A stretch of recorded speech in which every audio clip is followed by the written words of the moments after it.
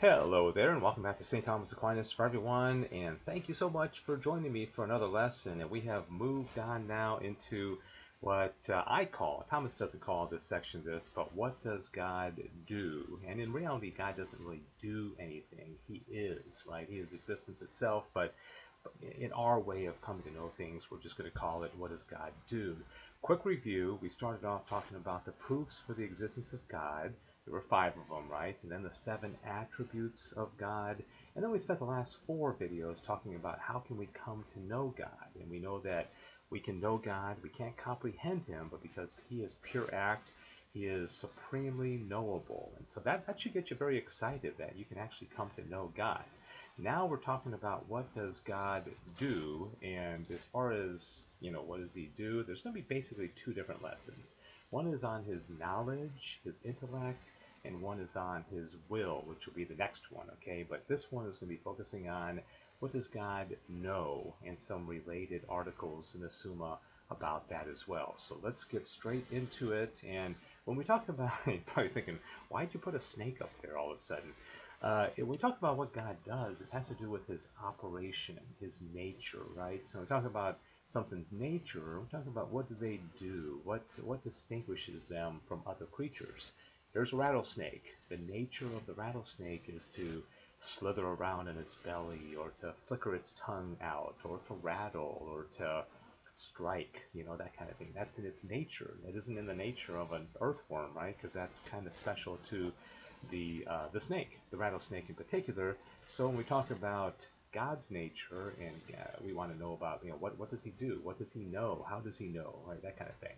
All right, first of all, in question 14, article 3, prima pars, first part of the Summa, Thomas asks whether God comprehends himself. Now you should instantly be thinking, we already learned that we can't comprehend God, because if we did, we would be God. But God can comprehend himself because, well, he's God. Okay, so let's start off by looking at this answer, and then we'll dig into it a little bit deeper, okay?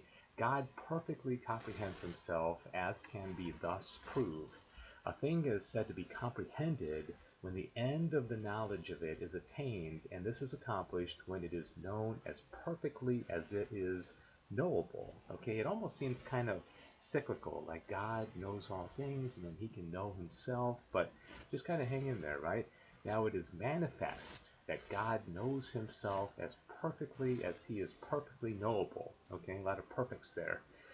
For everything is knowable according to the mode of its own actuality, since a thing is not known according as it is in potentiality, right? You can't know something that's only potential, like I'm doing this at night, and so tomorrow's sunrise is still in potentiality by my perspective, so I can't know it yet because it hasn't happened yet, right?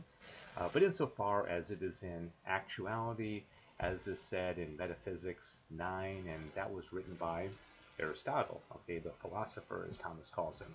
All right, so let's move on. Now, this is really interesting.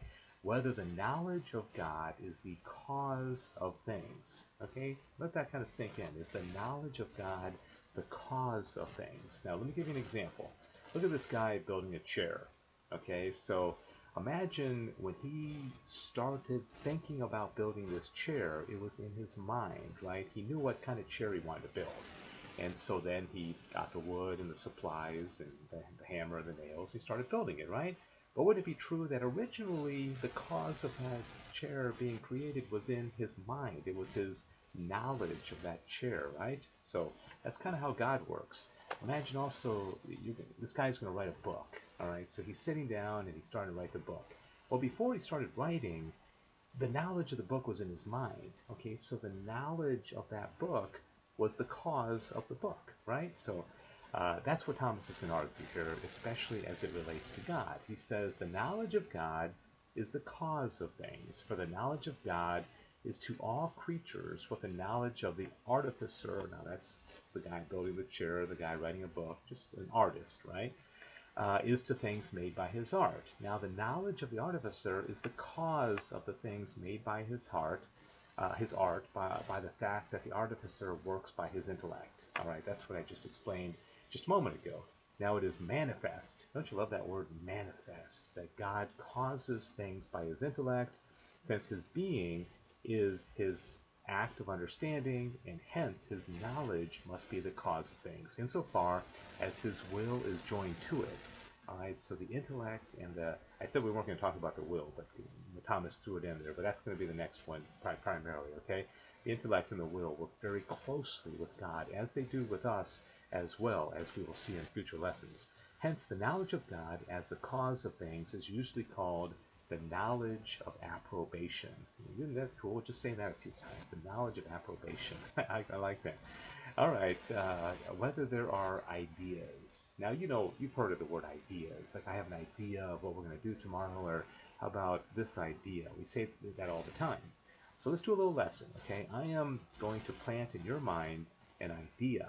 I'm thinking of a creature. It's about yay big. It's oval shaped. It has a hard shell, right? It has a little head that pops out of that shell. It's green, and it has 4 legs with and kind of an arched top. Okay, so you're probably, if I described it well enough, you're probably thinking of something like this. Okay, a turtle. So right there, you had an idea of a turtle in your mind. Okay, it may not have looked exactly like that, but that's what I was describing as an idea. So that's an idea. All right, so let's see what Thomas says. It is necessary to suppose ideas in the divine mind. Okay, so God has ideas. For the Greek word idea is the Latin forma. That's where we get form as opposed to matter, right? Hence, by ideas are understood the form of things existing apart from the things themselves. Now, the form of anything existing apart from the thing itself can be of one of 2 ends. Either to be the type of that which is called the form, or to be the principle of the knowledge of that thing, inasmuch as the form of things knowable are said to be in him who knows them. In either case, we must suppose ideas. We must, all right? So the form of that turtle was basically the essence. That's that which we can draw out, which is a universal and not a particular, right? Well, I'm getting ahead of myself, because when we talk about human nature and epistemology and coming to know things, it's really, really interesting, okay? But that's down the road. Right now, we're just talking about ideas in a general sense. Don't forget, Plato and Aristotle had very different ideas, no pun intended, of the relationship between form and matter. To Plato, they were separate, okay? You had ideas up here, and then the matter is what we experience down below, but they weren't together. Aristotle comes along, a student of Plato, and says, no, the form and the matter of that turtle were together in a composite, okay? So the form and the matter were together. They're different things, but they're together. So we're able to come to know the form by experiencing the matter, all right? So let's just let that sit for a second. All right, does truth reside only in the intellect? All right, this is pretty interesting as well. Thomas says, as the good denotes that toward which the appetite tends, okay, so the true denotes that towards which the intellect tends. Now, there is the difference between the appetite and the intellect, or any knowledge whatsoever, that knowledge is according as the thing known is in the knower. Okay, that has to do with our intellect. I'll explain it a little bit better here in a second. Whilst appetite is according as the desirer tends towards the thing desired.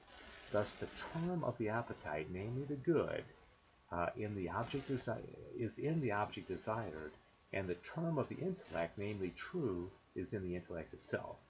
Okay, so intellect is associated with the true. The will, or the desire, even a sensitive desire, has to do with the good. Okay, so we are drawn towards the good, and the true resides in us as being intellectual creatures, right? So I know that's a little complicated. Here's an example. Okay, here's something you can relate to. A banana split. All right, if this was real, you would be drawn to it, okay, by your sensitive appetite. It's because it's good, right? The banana split's good. But you first came to know that banana split because you had the ability to come to know it as true, right? You can't pursue something that you don't first know. And that's where the intellect and the will kind of come together. This is all very important because if our end is to come to know God, we have to kind of understand how knowledge and intellect and true and good and desire all work down here below, because that's in preparation for us coming to know God, right? All right, hopefully that's not too complicated. And don't forget also that those two words I taught you a long time ago that are very important: epistemology, the study of knowledge, like this girl here coming to know the dog. When we get to human nature, we're going to talk about this. Really, really interesting. Okay, so hang in there. Don't get frustrated. If you have any comments or questions, just leave them below. And then don't forget teleology, God ordering all things to their proper end, like this photosynthesis process we talked about a long time ago, right? And so remember, we are drawn to things. This is part of teleology. God is guiding us to that which is best for our final end.